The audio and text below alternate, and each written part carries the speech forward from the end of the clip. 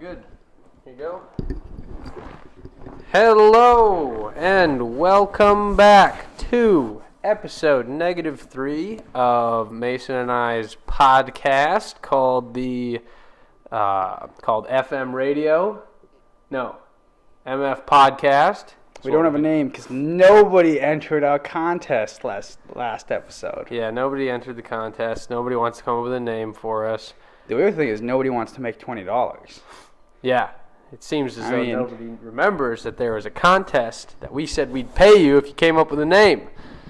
That's fair, though. None of our listeners are. How did the last episode do? I hate to start it like this again, but I just got to know. You said you had some encounters, some podcast, real-life encounters, didn't you? Yes, two of my closest friends from high school listened to it, and they were both begging for episode -3 to come out. Begging on their knees. Begging. I couldn't see them. It was through the internet. Oh, I only heard their voices, but okay. I heard the begging. So I got it pulled up here. Episode -4, the secret Cancun hookup, got 57 views, which is, by my calculations, 170 views less than jerking off in the dorms. However, I don't feel that bad about it because YouTube lets you do this cool little analytical thing that maybe we'll talk about later, where you can see where your traffic comes from. And the majority of those 230 views that episode -5 got, which was miraculous. It got those in like a matter of like a week or two, which is ridiculous. And the average watch time, which you can also see, was like an hour. So 227 people watching for an average of an hour. That means, most of those people just clicked away. That means there was probably a little over 100 people that watched the whole thing. That's pretty weird. Especially considering the traffic came from people just searching jerking off into the YouTube search bar. Which is a weird place to search that. Yeah, but episode -4, the secret Cancun hookup, got 57 views, which is honestly, compared to what I would be thinking about, is not that bad. Got 2 comments. One of them was your girlfriend. One of them was somebody commenting a timestamp. I'm not 100% sure. I'm not sure exactly why they did that, but This is the one where someone's cousin was in our stock footage. Yeah, somebody was commenting. So if you didn't watch or listen to the last episode -4, what we did for the background on the YouTube video was just download some random stock footage that we didn't know what it was going to be ahead of time. We just downloaded it and put it on the background. And somebody commented that their cousin was in it. Like, they were adamant that their cousin was in our stock footage. It was really weird. So, but they actually ended up deleting their comment. That was kind of weird. But anyways, enough talking about last episode. So it actually has been what is today? Today is April 7th, 2019. It's Sunday, a bit of a rainy Sunday here in Manchester. We uploaded that one. Guess when we recorded it? Guess what month it was? January. It was January. It was January 22nd. So it's April now. And it's April. So we have been bad. So I'm a little sleepy right now. I don't know how you're feeling, but this one, it'll probably be shorter. We're not going to go on another 2 or 3 hour marathon.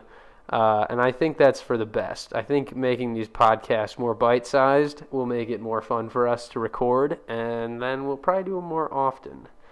Which means more fun for you listeners. Which means more fun for you, dear listener. So, what have you been up to, Mason? Well, if you had to summarize, if you only had 3 minutes till I just unplugged your mic and stole your voice, how would you summarize your last 3 months? 3 minutes is a long time. But I'll just jump into it. There's not a lot to do in Manchester, so there's been a lot of working out. Then we got an Xbox here, and now there's been a lot of playing the Xbox. What games in particular are you into these days? I play Apex Legends. I know you're still on the Fortnite train. I'm not playing Fortnite. I'm dropping 25 bombs in Fortnite. Not a big deal. Okay, you're not playing. You're slaying. I'm slaying. That's exactly the way I'd put it. And going to work. That's pretty much life here. Yeah, it has been a bit dry. I've got into some fun stuff on the weekends, but as far as just Manchester life, it's basically been Mason and I against an island of little to do. There's a cool pet shop down around the corner that's kind of fun to go to. There is actually a fantastic river. If any of you guys are subscribers to my little secret channel where I post little weekly videos, you've probably gotten quite familiar with that river because I like to walk down there sometimes and just look at it. Cause it is beautiful. And the sun sets over it. Yeah. And there's lots of cool murals, and there's a little train bridge that's actually still used. I don't know if you knew that, but trains still go over that. So I saw one. I didn't know that. Wow. Yeah, I thought it was abandoned personally. I'm surprised trains aren't falling in. I got my fishing license last weekend, so I can fish in it now. Except for my girlfriend stole my fishing rod, so yeah, I can't fish. I wonder how much they actually would check that. And I also wonder what the consequences would be of me taking your fishing license and going down to the river. Probably nothing. Probably nothing, but how much was it? How much did a fishing license cost? It's like $17 just for the license, but if you want a trout stamp, I'm not sure what it is. I'm not sure if you need it to catch trout or to keep trout, like to keep them and clean them. But I just said, screw it, put it on it. I might want to do that later this summer. It'll last for a year. So how much was that? It came to $27. Total? Yeah. So you said it was $20 just for the regular? Yeah, something like that. It's not expensive. For a year? That's not bad. And I figure if I get caught once without it, it's going to be more than a $30 fine. So. Yeah. I mean, I bet you won't even get checked. But it's good that you did. Not. Honestly, it's good that you did just for supporting DNR and stuff like that. Yeah, Is it the DNR that runs that? Or is it? Yeah, I think so. Well. Yeah. I like the DNR. Our grandpa worked for the DNR. Yeah. So I always have a bit of a soft spot for them. Love them. Anything else? How about work? What's been? I know you made some pretty cool stuff at work. What would you say about work? Without disclosing any proprietary information. I don't think we've done much that has been... No, nothing. Much that we would want to talk about. Honestly, proprietary stuff that we've done has been so boring you wouldn't even want to hear about it, I'd say. Yeah. For the most part. I mean, the only exciting thing that I've made... Well, it's not even exciting. I made something to hold a heatsink to a circuit board while they screw holes in it, and then went through the process to get it officially recognized as a tool. Yeah. So with my name on it, well, my name on the drawing. On the file. On the file. So anyone that wants to go back and update it will see my name on it, which is okay. And then I tried to do it with another thing, and just got blasted by everybody saying it wasn't up to par. Well, we don't have to talk about that one. You're right. We could ignore that one. You know what we could talk about work-wise? We could go through a quick little summary of, because we haven't done one of these in months, we did solder school and the tours, like the VR tour. Oh, yeah. Those were cool. I don't know. Are we allowed to talk about the VR stuff, though? Do you remember? I don't think it'd be a huge deal, but did we say anything that we wouldn't? No, I think we're good to talk about it. Yeah, I think we're fine to talk about at least like the airplane stuff. So, yeah, we'll talk about it regardless. We're not just going to yank these guys' or gals' dicks off by just teasing at it. We'll talk about it. Jail or not, we'll talk about it. No, I don't want to go to jail. But, so we went to solder school, if you heard me say that, which is where you learn about solder. It was like a 3-day class, and the really cool thing for us about it was that Collins Aerospace actually paid for the class for us to take it, so it was free for us to take it. And we got paid our normal hourly wage to go to the class. And our hourly wage on the drive to the class. Yeah, so it was a very cool deal just right off the bat. Like, we were very down for it. And then we ended up learning a lot, and it ended up being a really, really cool experience. We met a lot of other kids. Everybody else in the class, there were maybe like 8, would you say? Yeah, including us. Yeah, there were maybe 8 of other students, or 8 students total, and they were all about our age, plus or minus, 2 or 3 years. Which was refreshing, because Manchester has none. Yeah, Manchester has nobody our age, except for, I guess, Noah, who's like a year older than me. And Spencer, who only eats meat. Yeah, oh God. Who we just saw in the Walmart parking lot. Vaping in his car. Yep, which basically summarizes who he is. He's a guy who Mason ran into at the gym who is an opposite of a vegetarian. He claims to exclusively eat meat. So that's what kind of guy he is. Yeah, that summarizes it. Yeah, but solder school, very cool. We got to solder a bunch of little components onto circuit boards, which is very difficult. Like we work with these operators who do this stuff every single day. We see hundreds of people do this all day, every day. So you just you don't realize how difficult it really is. But when you're trying to line something up and you have to be hitting a tolerance using your hand, literally using your hand. You have to be hitting a tolerance of, some of them are like 6/1000ths of an inch. Which is really small. Which is extremely small by hand. Granted, like the solder, when you heat it up, sort of sticks to metal particularly well compared to the circuit board material. That does kind of help you. So it's not as like impossible as I probably just made it sound, but it is extremely difficult to do that, to hit these little microchips onto their little tiny pads, because they have little feet on them, right? So think just like your foot, assuming you're a human listening to this. Think just like your foot, except for metal and extremely, extremely tiny. And then there's like a tiny little pad, which is like a little square on the circuit board that you have to hit just perfectly. You can't really overlap more than 6/1000. Underneath each toe. Yeah. And you can't bridge the solder between the toes. Otherwise, everything is. Yeah, otherwise you'll be literally short-circuiting it. And the metal will harden, and you can remelt it a couple times, but if you do it if you remelt it and it hardens and you remelt it over and over again, it loses some of its integrity, and it won't be exactly what you need it to be, and it won't meet your standards, so it won't be a passing part. It won't pass inspection. So solder school is quite cool. We met some very interesting and fun people there. And then the tour of the Cedar Rapids area, because Manchester, we know pretty back and forth now, like the back of our hands, I'd say. But we got to go to Cedar Rapids and tour that among some of the other plants, but Cedar Rapids was definitely the coolest. And what did we see there? They have their own gift shop in their workplace. It is literally so big that people ride bikes in the hallway to get around. Yeah, there's like mile-long unobstructed hallways. Yeah, you can literally like look, and granted, it's probably just the sagginess of the building, but I swear to God, you can see the curvature of the earth. Honestly, it's ridiculously, and they're just straight. And the hallways are huge. Huge, because you have to be able to drive like, I think, trucks through them, basically. Yeah, it would be easy to navigate that place without Priuses. Oh, yeah. We could drive our Priuses through that place, no problem.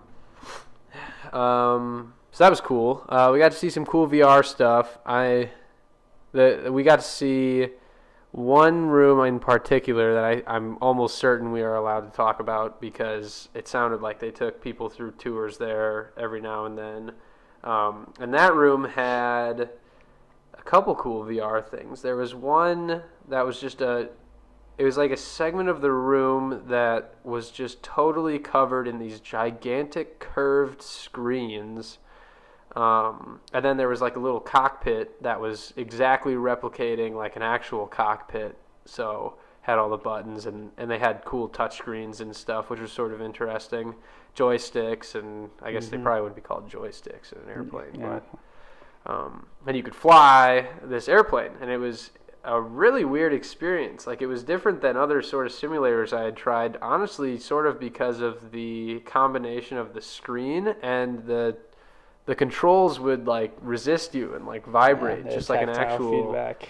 Yeah, and that was pretty weird. One girl crashed a plane. Yes, she did, and then we couldn't figure out how to reset it, and that same girl actually went over, and she crashed the plane, got out of the seat, and went and talked around the corner to the only guy in the room that knew how to reset it for upwards of 5 minutes. Well, the plane is just sitting there. Because everyone's like, how do we reset the plane back to a flying state? And she crashes it, she says, okay, my turn's done. And she just hops out of the chair. And goes, and she distracts the only guy that can fix it for us, which was kind of a B move, but I'm not gonna throw that. But anyways, me and this other guy that I was sitting there, I don't know if I was his co-pilot or he was my co-pilot at the time. I guess my seat was the one that had just crashed it because that's the one the girl was sitting in. So I guess I was the pilot at the time. My co-pilot and I just sit there and start trying to figure out these controls, and there are some really neat controls. Like you touch it with like a couple different fingers, and weird bubbles come up, and it felt like it almost felt like sort of what you'd imagine like Iron Man's suit type stuff would be like. You know what I mean? Like where you pull up all these weird windows and stuff like that. You want to tell them about the other VR thing, that green screen? Yeah, they had like a little, it was almost like a photo booth with all the walls covered in the green screen material, film, to allow you to green screen it out. And then they had an Oculus Rift, which if you don't know is just a 3D goggle set that's anyone can buy on the market today, with a camera right between the eyes facing outwards. And then through the software, they green screened everything that was that color green. They made into a airplane hangar, but the camera, you could still see your hands. So you were standing in this hangar, but you didn't have like a weird like sense that you were in a video game because you could still see your hands and your body. And it was super. There was no delay. So when you moved your hands, you saw them move. So it felt like you were just in a hangar. Mm-hmm. And they had like things you could play with in there, like guns. The weird thing is they had guns and tennis balls, and everybody picked up the tennis balls first. Oh yeah, tennis balls were way cooler. The tennis balls were, you could pick them up and you could throw them, and in your VR experience, it looked like they were gonna fly across the hangar and bounce out into the Air Force base or whatever it was. But they'd fly for like a quarter second and then just like bounce back at you off of nothing. Yeah, because they'd be bouncing off the real life wall. And then they just bounce right back and hit you in the face. I had a mishap where I threw it straight up to try and bounce off the ceiling, and I hit the light right on the center of the ceiling, which there really wasn't much of an excuse for because the light was not even green screen, so I don't know what was going on. So if you looked up in the VR, you saw the light poking out of nowhere in the hangar. Yeah, I don't know what was going on there. But that was really cool. Yeah. I've gotten into some cool stuff at work as well. A lot of stuff with the coding of circuit boards, but I don't really want to get into a lot of that right now. So we're at about 18 minutes. That should be easy to remember. Sawyer is another hot topic. Love talking about our little bro Sawyer, for whom we originally cited as one of the reasons we were going to make this podcast, and the little shit didn't listen to shit. Still. Little bastard. Actually, he listened to exclusively the part of one of those episodes that we actually talked about him, and he was unhappy. He was unhappy. But we won't tell you when we talked about that or which episode, because if you want to get to that, you really got to go through it all. Sorry. That's out of courtesy for Sawyer, I guess. But Sawyer, little shit, had his birthday, April 4th. Now he's 16, so he's kind of like a medium shit at this point. Got his driver's license. He already had a car, another Prius, same as all of us. Yep. What else did he get? He got a dope-ass mountain bike. Oh, yeah, he did, didn't he? He got an Xbox. Yep. That was from me. Yep. So we complained about the fact that he gets everything always, but Forrest gave him the 3D printer for Christmas. I gave him the Xbox. Yeah. We're enablers. We are enablers. We're making him entitled. We're making him a little shit. But he's turning out pretty good. He got asked to homecoming, so he's a sophomore in high school, or prom. I always get that mixed up. But yeah, he got asked to prom, which as a sophomore you have to be asked by an upperclassman, and he was. So congratulations to him. Yeah, if you're listening to this, Sawyer, you little bastard, I'm swearing a bit this episode. Only when it comes to Sawyer. Only when it comes to that little friend of mine. Yeah, Yeah. And then while we're kind of doing little quick topics related to home, I guess, we did something sort of interesting today with the crabapple tree in our backyard.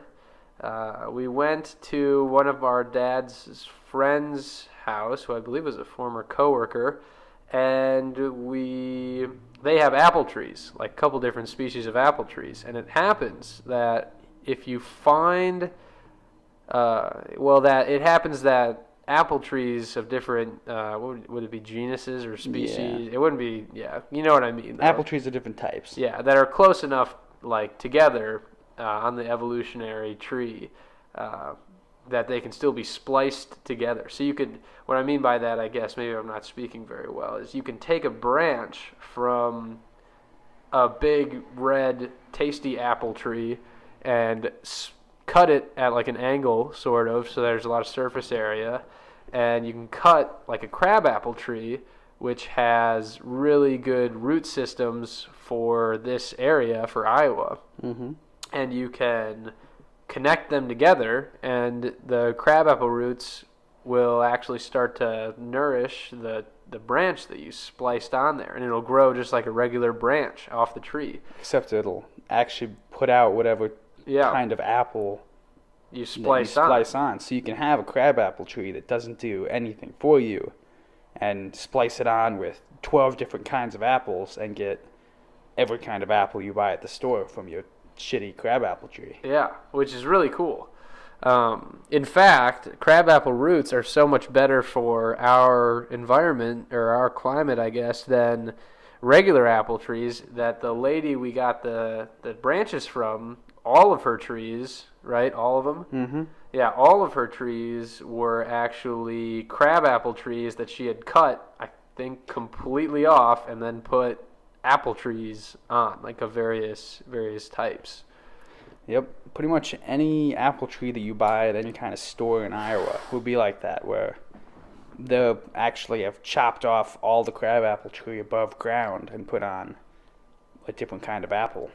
Yeah, so that's kind of interesting. So we took these branches and we spliced them into our crabapple tree in our backyard. If that doesn't sound crazy, just imagine, me and Forrest are pretty close when it comes to species. We got a lot of the same blood running through us. Imagine if you could just chop my arm off and Forrest's arm off. Just and put them together and have it work out. Honestly, if we were going to do that, I wouldn't want your arm. Our arms are too similar. Yeah. I'd want like a different race. Dwayne "The Rock" Johnson. I'd want how come I didn't think of that one? I would take Dwayne "The Rock" Johnson's arm. Okay, quick interjection. Would you rather have none of Dwayne "The Rock" Johnson's limbs, or one arm and one leg of Dwayne "The Rock" Johnson? Oh God, I see the temptation, right? But I would probably stick to. I'd probably stick to none of them, because I imagine the hip problems that come with having one super leg that's at one length. Like, I want to say that my other leg might get, like, they might equalize, and they'd sort of, he'd pick up this, my bitch leg would basically pick up the slack and get up to the level of my other leg, but I really don't think that would happen. I think basically my Dwayne leg would just overpower everything, so if I wasn't hopping around on one leg, one super Dwayne leg, I think my pelvis would just explode. And I think Dwayne's a couple inches taller than you. So yeah. Your legs would be How tall is Dwayne "The Rock" Johnson? I'll look it up. Because if he's the same height as me, then maybe. How tall? I should just use Google Voice. Honestly, that's so much faster. Considering you're already talking. Is Dwayne 6? Oh wow. What's your guess? I'm gonna guess 6'6", because I know he played in the NFL. Did he really? Yeah, he played in the NFL, and then he went to professional wrestling, and now he acts and he sings and he does everything. He's one of those guys, man. I thought he was just a wrestler. I did not know he was in the NFL. That's kind of interesting. He is 6'5". So yeah, he's a little bit taller than me. So I would say no. I would not do that. I don't think. realistically, I don't think I would splice any of my limbs if I had to be realistic, because the process we put those trees through, the whole time I'm doing it, I'm like, this would be agonizing if trees had nerves. Also, in the past, we've tried splicing the tree. We've probably spliced it with 15, 20 other branches, and we have none successful as of now. We did get a new tool, though, which hopefully will up our success rate. Yeah, it cuts. This tool is sort of like a scissors sort of thing, like a pliers kind of, but it cuts the branch sort of perpendicular to the axis of the branch at sort of a wavy pattern. So it sort of increases the surface area that you're putting together. I hope that makes sense. So if you think about it, if you cut it flat and then you cut the branch that you're splicing to flat, you're basically just pushing two circles together. But if you cut them at an angle, then now you have more area being pushed together, right? And apparently what matters is the sort of green area just underneath the bark. The cambium? Something like that. Yeah, something like that. Yeah, I mean, you can Google it. We could too, but I'm not going to, unfortunately. It takes too long to Google, honestly. What I should do is the research ahead of time, which actually brings me to two things that I wanted to talk about in this episode, and this one's going to be, as we said, quite a bit shorter. So I had a whole list of things I wanted to talk about. In fact, I think I have them right here on my laptop. Let me open that real quick. Episode -3 topics. So I had Venezuela, and I'll just touch on them real quick. So Venezuela is going through a whole thing where they're overthrowing their government. Were they socialist? I think they might have been socialist. I think there was, because there was a socialist type of government. The right wing always points to Venezuela when you say AOC is not that bad. They're like, yeah, but what about Venezuela? Yeah.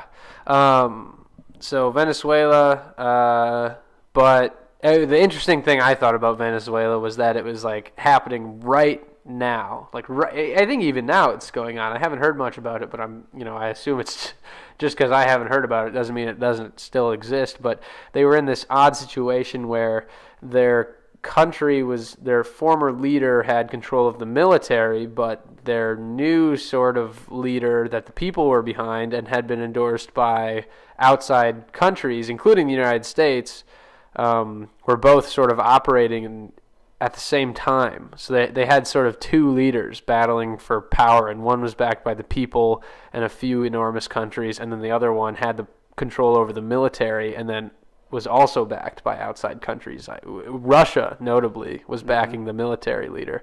So that was sort of interesting. It was almost like a Cold War type of thing. Obviously, it's not quite that extreme, but so I wanted to talk about that, but didn't have time to do enough research to actually make it worth your time to talk about. And then China was getting into some CRISPR stuff. I thought that would be worth it talking about. Some scientists apparently broke some of their rules and just CRISPR'd a kid. And CRISPR, if you don't know, is a means of, similar to how we were splicing genes splicing branches onto the apple tree, you're splicing genetics. You're splicing people's DNA. And you can remove certain traits or parts of their DNA, or you could, I believe you can add as well. But yep, it's how we made corn so perfect for making. Did we use CRISPR for corn? I'm pretty sure CRISPR for the GMO I didn't know we used CRISPR for corn. But to make it perfect for making corn syrup, because that's what all Iowa corn goes to. Yeah. But yeah, and apparently the scientist that did it, a lot of people are saying he did it more for himself than for people. He wasn't trying to help people. He was kind of doing it to be the guy to have done it, is what people were saying. I thought that was interesting. But again, I didn't have time to research it enough. I had a little note there, Kaylee's professor. Some of Kaylee's professors were talking about it. And then I had some numbers. Yes, I believe that's my social security number that I had to type down real quick. So I will not be reading that one. Although it wouldn't really matter much if I did, because people's social security numbers are extremely easy to figure out. Look it up. It's actually disgusting that we rely so heavily on a system that is so flawed. I have no idea what this note means. It just says mushroom, comma, open source. Frank Howarth Starfruit video. Oh, yeah, that's unrelated to the podcast. That's a software I wanted to get into. So last weekend, we're perfectly at a 30-minute mark.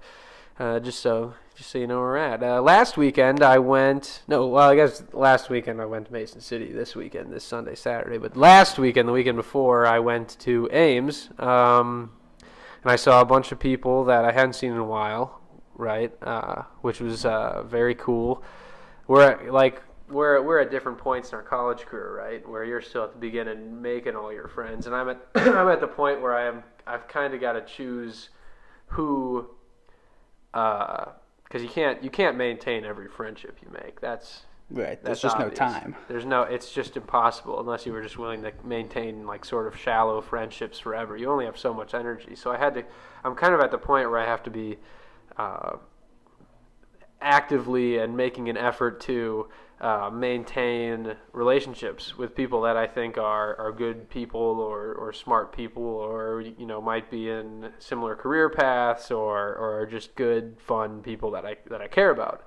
So that's kind of what I was doing this last weekend. And I was spread thin by the end of it. The first night I was happy, excited, I was up all night, and then the next night I tried to do the same thing. Did not. Oh man, I should have got something to drink. What do you have there? I got some water over here. I'll have some water. Have some water. Drink, brother. Thank you. But by the end of it, I was exhausted. I think I even got a little sick by the end of it just from lack of sleep. But I saw some good people. One guy told me about his, well... I'll just say it. Don't. I'm not going to drop any names or even, how I know him. Nothing to identify him. But one guy told me all about, this is an NSFW, not safe for work stories, or if you're under 18, which you very well could be, cover your ears, which, of course, no under 18-year-old. If anything, an under 18-year-old would be listening more intently now. But basically, some kid tells me all about how his penis... penis. Wow. Now they under 18-year-olds are really hard. Do we got a clickbait now? Should I make the title of this episode, "Dude's penis comes unstitched"? Because that's what he tells me about. He had to get circumcised recently, and he didn't wait long enough before engaging in intercourse, and his penis came unstitched. Now, the reason I spoke about that just now. There really was no reason. I think it was just in my head because of how visceral it felt. Man, you get that in your head and you just can't get it out. I understand. So that was one thing that I heard about. You're welcome, everybody. Now it's in your head. Yep. I ran into some people with, I got to talk politics with some people. That was really fun. One guy even comes up to me. He's like, man, I was listening to your podcast for like an hour on a car ride somewhere, and I was like, I did not think this would ever happen to me. I did not think I would ever be in a bar and somebody would come up to me and say, hey man, I was listening to, what is Dad texting about? And say I listened to your podcast. I thought that moment would never happen, let alone before we even hit episode 0, so shout out to Pablo, you're the man. So that was kind of a cool thing. He did, however, come with the criticism that... which is a criticism I share, obviously, as I've said a few times, that... What are you laughing about? Is it a meme? No.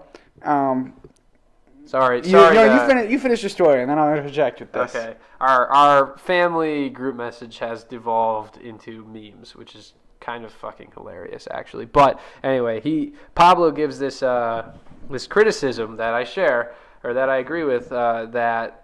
the podcast is entertaining at times, and then other times it's like incoherent ramblings of two people with no plan, which I totally agree with. There's no way that Mason and I are at all interesting enough to expect, not that we expect, but to pump out content that people that might not even know us would listen to, that exceeds 2 hours in length. That's a very fair criticism. Yes. Especially if we haven't even taken the time to structure it or really edit it any more than like for half an hour of editing. So thanks for that criticism. I agree, and we will take it into consideration. This episode will hopefully be the shortest ever. And I did put more time into preparing it ahead of time, just for you, baby. So thanks for the criticism. So what did Dad say? All right, here's a little unscripted time. This is what this is the fuck is this? Our dad just sent us a picture that Forrest drew. Does it have a date on it? It does not. But Does it have a date? When did I do this? It is truly timeless. This artwork. What is this thing? This artwork is called. No, I can tell you when I did this because you see those lines. Okay, here Okay. Do you want me to describe what I see? Should I make this picture the background for this video? Yes. I should. I mean, I think that we can't look at this picture and do it justice with words. I think so. You'll be seeing this. So for half an hour now, you've probably already been seeing this picture, but we are just seeing this. I guess I'm seeing it for the second time. I'm seeing this for the first time. I'll describe what it is. You can describe. What is this? You can describe what the intention of the artist was. Be careful with the ear rape. I know I just committed a horrendous act, but this is a pretty funny thing. I'm going to try not to get over the top by expressing that laughter too close to the microphone. All right, so I'll get started. Oh, my God. What we have here is we have a T-Rex standing on two very spindly legs that are connected to him through his nipples. He's mid-roar, and his tongue comes out, splits into two, and then connects to dwarf with a penis for a nose, is Nipples. And they are all falling. The artwork is called Nipples Through Time, a story picture by Forrest. What the hell is this? How did he find that? So I can actually explain as the creator what's actually, maybe I can't completely explain this. Although, first of all, that nose was not meant to be a penis. I see why you would think that, but not everything I draw has got to have little wieners in it, contrary to popular belief. But so this picture, I bet I could identify what time period this is, because you see those lines on like the sort of the shading on the top of that T-Rex's thigh and along his back and on the underside of that thing's nose. Mm-hmm. That was a type of shading I was extremely into, but only at a specific period of my doodling career. I would have to go through some of my other drawings to find out when, but so the way I would describe this is as a T-Rex he's roaring. Actually, not a bad picture of a T-Rex either. I like the way those legs turned out and the arms. I like that. But he's roaring. He's walking on his two nipples, which are, if a T-Rex is like 20 feet long or something like that, T-Rexes are longer than that. However long a T-Rex is, his nipples are that long. And he is walking on them. They're not falling. He is clearly walking on those nipples. And then his tongue seems to be the nipples of... simultaneously his tongue and the nipples of this, like, sort of, peacefully happy... I actually can't explain that part. He's like some sort of dwarf thing who's just peacefully happy, and this T-Rex's tongue is just connected to his his nipples. I can't explain it. Do you mind if I ask you a quick question? Not at all. So this picture is titled "Nipples Through Time." I just want to know where the time aspect of it's a T-Rex. It's like, T-Rexes aren't, alive anymore. So it's kind of like, and like I'm sure dwarf people sort of thing didn't exist at the same time. Oh. So it's sort of like these, I'm kind of getting what I was going at back then. I wish I had put a date on this. So this is why I almost always put dates on for moments like this where I'm just like, God damn it, when did I draw this? I'm also curious what that thing is at the top of the picture. Like The what rat thing? I was gonna ask you because like that looks super familiar. It looks super familiar, but I don't remember what. It's like a child's book that my drawing is on top of, but I couldn't tell you what that is. What that thing is. I don't know what it is, but yeah. So I'll put this picture on the as a background in this podcast episode. You should see if you can make it so it's blurry at the beginning and fades in. I bet I can. I bet I can do that. So right now it becomes crystal clear. I'll make it so it just slowly becomes more clear and then sort of like zooms in and like pans over it or something like that. Yeah. Very cool. Anyway, or maybe I'll start super zoomed in and zoom out. Ooh. Then you get like a little bit and you're like, what am I seeing? And, something like that. Yeah. Or maybe it'll start at the dwarf's face and kind of move down or something like that. I don't know. Hey, we'll figure it out. You, dear listener, already know. Honestly, spoiler alert to us, I guess, because you already know. Anyways, let's get off of that topic because we don't want to dwell more than 10 minutes on it. But the other thing I wanted to talk about, which was actually the main thing I wanted to talk about, and this will probably bring us to the end. Do you have anything else you wanted to talk about? Nope, nothing that comes to mind super urgently. Okay. And hopefully we'll be doing these more frequently if we keep them more manageable in length. But this is sort of something that I don't know how much you know about, but I learned about it when I went to Colorado 2 or 3 weeks ago. We didn't even go into that story. What? We didn't even talk about that. I didn't even talk about. There are a lot of things like for personal life that I haven't tossed in. Maybe we'll record another one later this week to... Yeah, I mean, I don't know how much people really care about like my personal life, but the Colorado thing was sort of cool. I just had gotten sort of bored of, not really bored, but just when you're in the same place with the same people doing a very similar thing every single day, week, month, yeah, which is sort of what life sort of becomes after school when you get into like a regular career. And sort of what my life had become in like 2 or 3 months of working here.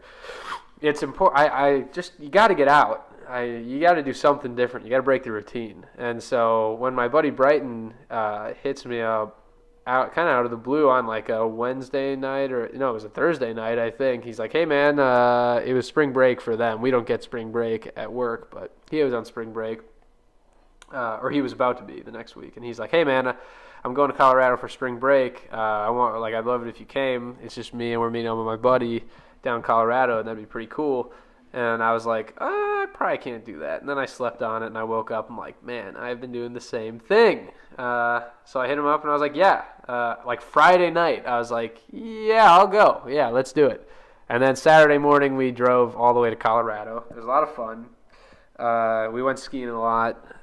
We sluiced it up. I met some pretty cool guys. A guy named Sam from Brighton's high school. Really cool guy. His mom was British, Moira. Very cool. I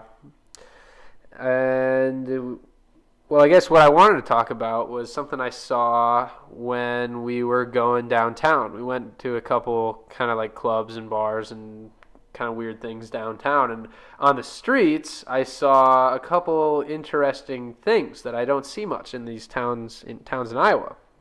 Right, because they have such a larger population, and kind of more importantly, the population moves every single day. Like they move into town and then back home to their suburbs to live. Right, so they have to come in and out. It's like a heartbeat. It's like a living thing, and with that, they need a lot of public transportation, and there are a lot of homeless people as well, which I also was not used to, But they need public transportation, right? So they have like these buses and they have like trams and like trains and stuff like that. But one of the more interesting things that I was curious if you had ever heard about, because I had heard about them, but only sort of surface level. And they're these city-funded bikes. Have you ever heard about those? Like city bikes? What are they called? They're called B-Cycle. Like the letter B and then a space and then cycle is what they're called. B-Cycles. I have not ever heard of those. At least that's the company that makes them. There are a bunch of competing companies, I believe. So they're a city-run form of public transportation for the people, right? Where you can buy a pass And I think there are a couple different versions of this system, but this is this system. And you can buy a pass, and you can buy a pass for a day or like a ride or like a year. And I think for like a weekend pass, it was like $15 or something like that. And what it is are these sort of like how around Iowa State campus there are like Ride stops, right? There are like those kind of like all over town, except for inside of them are bikes, and they're like bike racks, and they charge these little sort of semi-electric bikes, and you buy the pass, and then you check out the bike, and you can ride all over town as long as you drop it off at one of these stations. And so it's really cheap, obviously. It's much cheaper than a car. You don't have to pay for gas or anything. It has like a little electric motor, so it sort of assists you. You still have to pedal a little bit, I believe, but it's sort of like a little moped, motorcycle type thing. And that's sort of interesting. How do you think, after just hearing that, how do you think it would work? My guess is it'd just be a system where all the bikes are interchangeable at all the stations, so you can just get on one here, take it to a different station, and park it there. And yeah, exactly. That's the system. How do you think it would like work though? Do you think like as far as like, do you think people would use it? Do you think people would abuse it? I think people would use it, and I definitely think people would abuse it. Well, I mean, if you have to check it out, your name's on the bike you're taking out. So I could see that being protective of the system, so people don't steal the bikes. You put in your like debit card or your credit card. So if you take the bike, it'll probably just charge you for the bike. Charges you for the bike. And I'm assuming the bikes have GPS in them, or is it just you take them? I would think so. Actually, I know for a fact some of them do, because some of them have little TV screens on them, so you can literally tell them where you want to go, and it's like a little Google Maps GPS. That is very cool. My concern with that would be if there's some big event in one place and everybody wants to go to that place, there's only so many bikes that can fit in one of those charge racks to check in. Yep. So as long as everyone's like gas molecules just bouncing around where random. Where like everywhere is like equally as concentrated with bikes, then I don't see any problem. But as soon as everyone wants to go to one spot, I could see there being issues there. Yeah. Well, there's sort of like, well, I shouldn't say new, but I get what you're saying. Sort of like a gradient, right? Like if everybody's going from one place to another, or like there's a concert or there's something going on, all the bikes are going to pile up there, and there's not going to be enough spots to put it into that little loading dock, because it can only hold like 10 or 15 or whatever.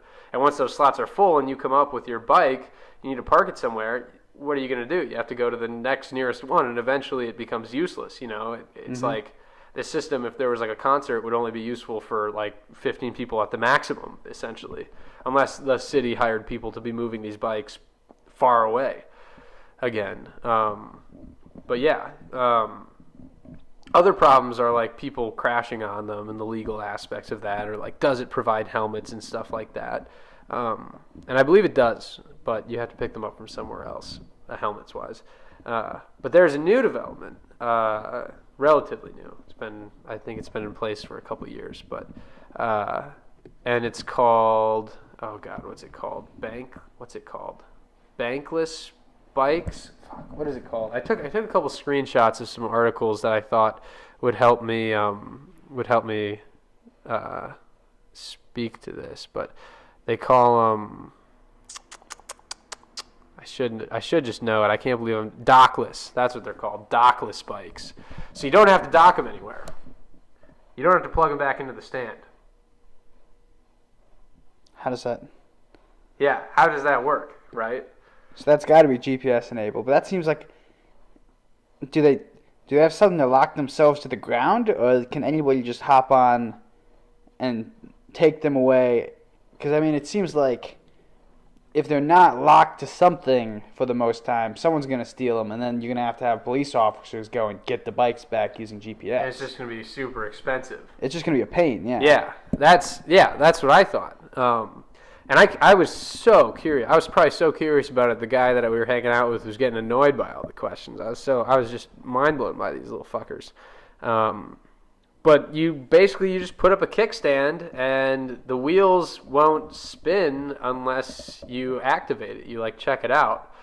So still there's the opportunity for stealing, but the penalties of being caught stealing are very steep, and the bikes really aren't worth that much themselves. That's, I think, how they get around that. But that would also bring up the issue, if you can just get off your bike anywhere, then you can't necessarily go to a specific spot. Like, you won't know. Like, are you still supposed to leave them at the hubs, or can you just leave them? Yeah, it makes a problem with, like, where do you pick it up? Like, if I want to get on one, where do I go to get on one? Well, they're just kind of around. Like, we went to, it's really weird. Like, you're walking up the streets, and the things that I would be seeing would be, like, a homeless dude and bikes up and down the sidewalk. Like, just, they pop down the kickstand, and they just let it sit there. And some of them had, like, I think little solar panels or something like that on them. We'd leave, like, a brewery. There's just a bike right out front. And they have, like, little rules, like you'll get penalized or something if you, like, leave it in a road, or, I don't know, you'll get banned from it or something like that. You have to be able to prove you're 18. You have to scan your driver's license, I think. But that's very cool. Yeah, very cool. But there's even more, right? There's even more. And it's that these bikes, even these dockless bikes, are being pushed out by competition from new non-city like related third parties. And can you guess who these players might be? You definitely have heard of them, but I would be surprised if you make the connection. I've seen things on Reddit about like scooters. Yep. Is it like Razor?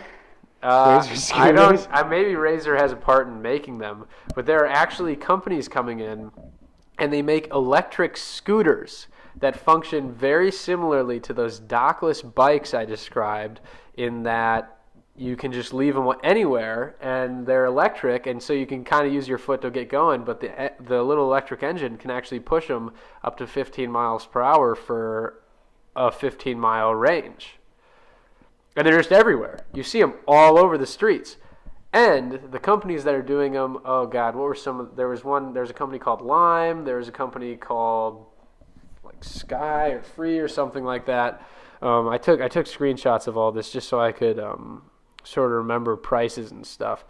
And they're just all over the place. But the companies that I saw, or the company that I saw sort of starting to dominate, was actually Lyft. Like the rideshare app, like the competitor to Uber. And then I started reading about it. In fact, Uber actually has also been trying to get into this, but they've only managed to set up in one city so far. I don't remember where it was. It was somewhere down south where the weather's pretty nice all the time. Because you imagine weather would be kind of complicated with these things just left out. But yeah, they have these scooters around. And the way it works is you first will scan. So you'll come up to the scooter, and you want to ride it somewhere. So you scan, it has like a little barcode scanner. You scan your own ID to prove that you're 18. And then I assume also it then knows it's you. So if you fuck it up, you'll be held accountable. And then you take your phone out, your smartphone, and you scan the little barcode, the little QR code on the top of the scooter. And you basically have then just checked it out, and it's yours. And you're allowed to, it costs $1 to unlock it, and then it costs 15 cents per minute that you ride it. So you can imagine at 15 miles an hour, you can really get around town for a pretty cheap price. Like, this is way cheaper than taking a Lyft. The only thing is you're on a scooter, which you might look weird or it still seems like that'd be more expensive than just buying like an unlimited bike pass from the city. It seems like that, doesn't it? It's just that these Lyft scooters are so much more convenient to people because you always can track them on the Lyft app because they're already established and they're good at this sort of thing. You can look on your map and see where all the cars are. You can now look on the map if you want and see where all the scooters are. So you can literally see like, oh, there's a scooter like around the block. I'm just gonna walk down there and get that, or I'm gonna like a scooter's too far away. I'm just gonna get a city bike or something like that. There are some other interesting caveats, like you can't rent it for more than 12 hours, which would be pretty expensive. There's a $25 fee if you hold the scooter for longer than 12 hours, and there is a $600 fee if you lose the scooter or you steal the scooter, which I think is fair. I think that's probably how much a scooter just costs. And I have a bunch of screenshots about the B-Cycle. Oh, if you do want to know the prices of the B-Cycle, I screenshotted them. Yeah, I would like to know the prices. It is...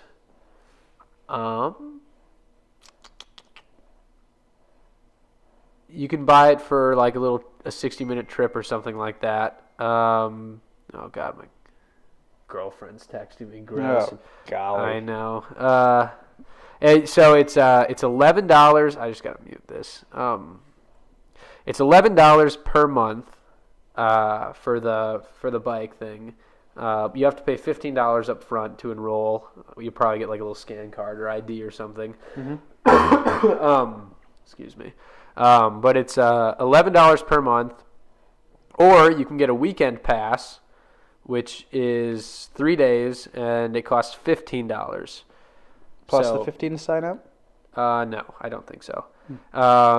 Or you can get a 1-day pass for $12. So you can see why people are choosing the scooters, though, right? If you had to pay $12, like if you were there all the time, you would probably choose the bike, right? Maybe because it's whatever. I mean, if you ride once a day for the lift, it's going to cost you at least $30 a month. Yeah, or you could pay $11 a month, right? Yeah. So, and that it costs $30 a month, like at the absolute minimum if you were riding for like 10 seconds. Got off. Yeah, but if you're riding somewhere, then it's 15 cents per minute. So of course you're gonna be on it for 5 minutes at least, probably. Otherwise, why are you getting it?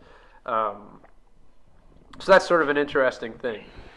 And I just thought I'd share. I thought I'd talk a little bit about that. I thought that was sort of an interesting thing that I hadn't really been exposed to before. We are at 56 minutes and 30 seconds, just so you know. All right. Well, what city was that in? That was in Denver, Colorado. That was in Very Denver. cool. But they are in, oh my goodness, so many cities now. They're actually exploding. And I think it's at the point where like you can even request your city. They're even in Iowa. They're in a city in Iowa.